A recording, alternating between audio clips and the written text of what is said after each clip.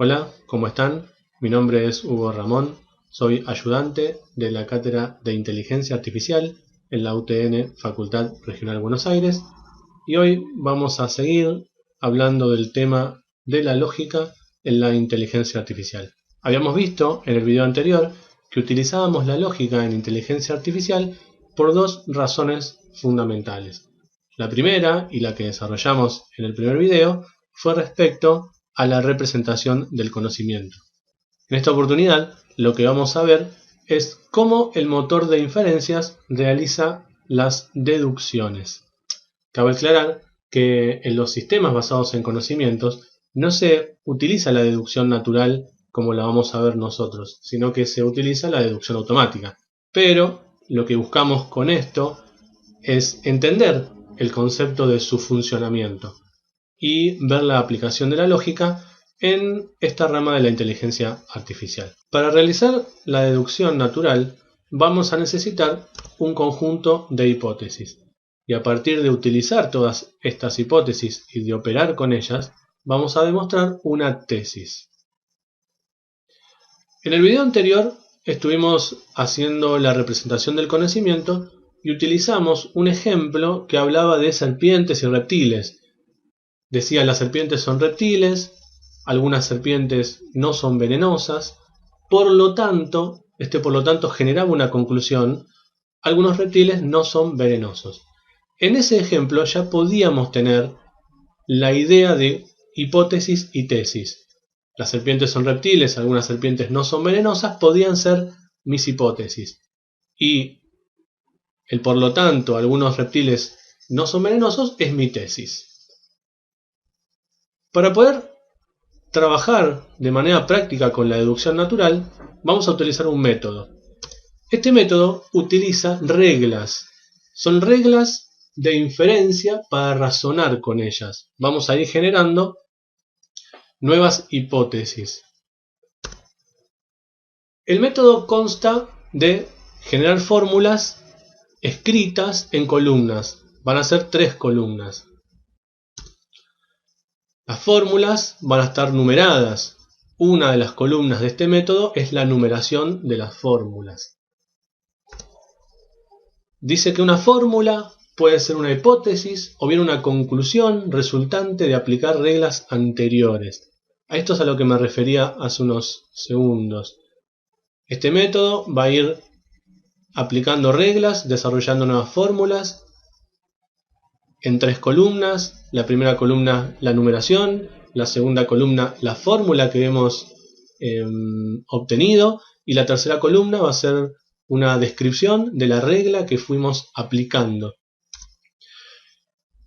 Por eso dice que en cada paso tenemos que justificar cuál es la regla aplicada.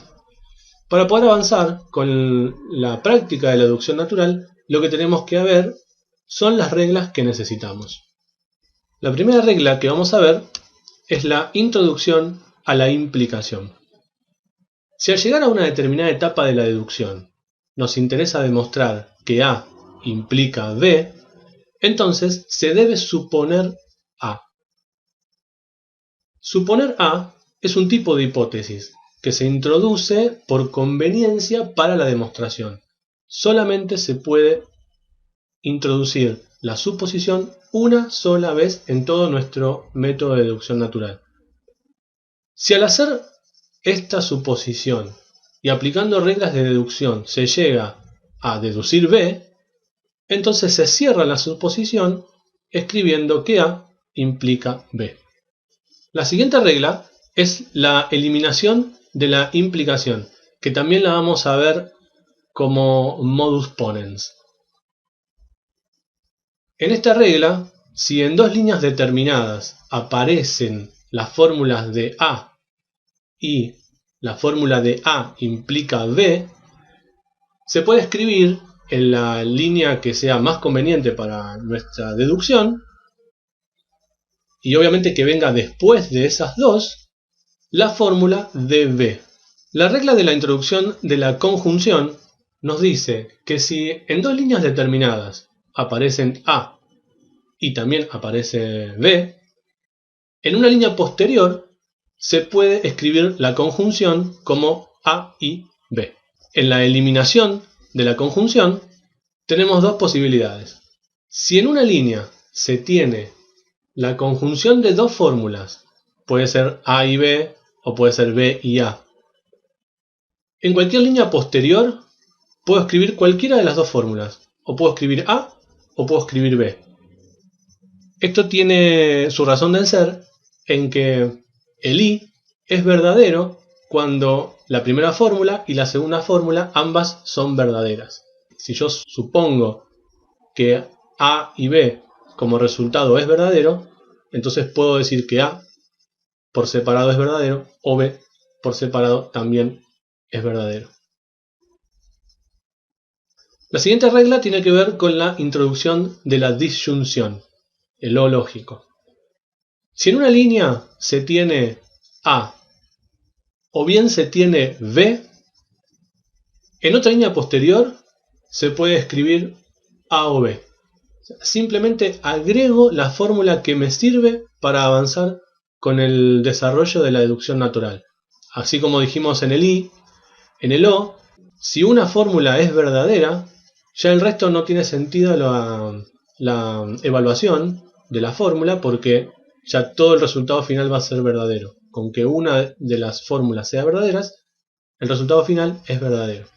Por lo tanto, si tengo una fórmula A y le agrego B, o le agrego C, o le agrego D, puedo escribir A o B, A o C, A o D, porque me garantizo el resultado final de verdadero, dado que A la supongo verdadera.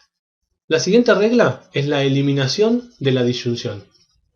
Una vez dada o deducida una disyunción A o B, se trata de comprobar si suponiendo cada uno de los términos, por un camino primero A y por otro camino después B, como cálculos auxiliares, si por ambos caminos se obtiene el mismo resultado C, una fórmula C, entonces si es así, se cierran las suposiciones y se escribe como resultado a la fórmula C. La razón de ser de esto es que para romper el A o B, yo no puedo dar certeza de cuál de las dos es verdadera. La A puede ser verdadera o la B puede ser verdadera en un O. Entonces, para poder reemplazarla o seguir con nuestra deducción, tenemos que armar caminos alternativos. Estos caminos son auxiliares a la deducción y todas las fórmulas que armemos, las hipótesis que armemos en estos caminos auxiliares no pueden ser utilizados en el resto de la deducción. Son propios y únicos de esta regla para poder hacer la eliminación de la disyunción. La regla de la introducción de la negación nos dice que si suponiendo una fórmula A se llega a una contradicción, en una línea posterior se puede escribir la negación de A. La contradicción aquí se ve como B y no B. Entonces puedo escribir el negado de A. En la regla de la eliminación de la negación, dice que la doble negación de una fórmula se obtiene en la misma fórmula, ¿no? El doble negado de A me da A. La regla de la introducción del para todo nos dice que se puede aplicar si la variable A es genérica.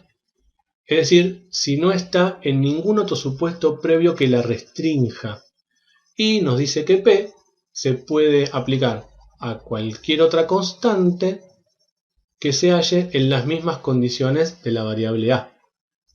Es decir, que es válida la aplicación de P para cualquier variable del dominio. Para el caso de la eliminación del para todo, si de un conjunto se puede afirmar algo universalmente, por ejemplo, todos estudiamos, entonces lo mismo se puede afirmar para un elemento de ese conjunto. Por ejemplo, Jorge estudia. Así como tenemos reglas para el operador de para todos, también tenemos reglas para el operador de existe. En la introducción del existe, lo que decimos es que Si se establece que un elemento de un conjunto tiene una propiedad, entonces existe un elemento de ese conjunto que la cumple. Para poder introducir el existe, podemos partir de una variable que sea genérica o que sea restringida. Si por algún caso fue restringida en algún paso anterior, podemos introducir el existe. Y si no hubiera sido restringida y partimos de una variable que era un elemento genérico, también podemos hacer la introducción del existe. En el caso de la eliminación del existe, partimos de particularizar la fórmula P de X para un individuo particular del conjunto. De esta forma aparece PA, P de A, donde A queda restringida. La verdad que parecen muchas fórmulas, muchos van a decir son difíciles, va a costar, es cierto, pero con un poco de práctica van a poder aprenderlas a todas, no son tan complicadas, parecen al principio, pero de ir practicando y de ir haciendo ejercicios, fácilmente las van a poder recordar. En los próximos videos vamos a hacer algunos ejemplos para continuar con este tema. Espero que les haya servido y muchas gracias.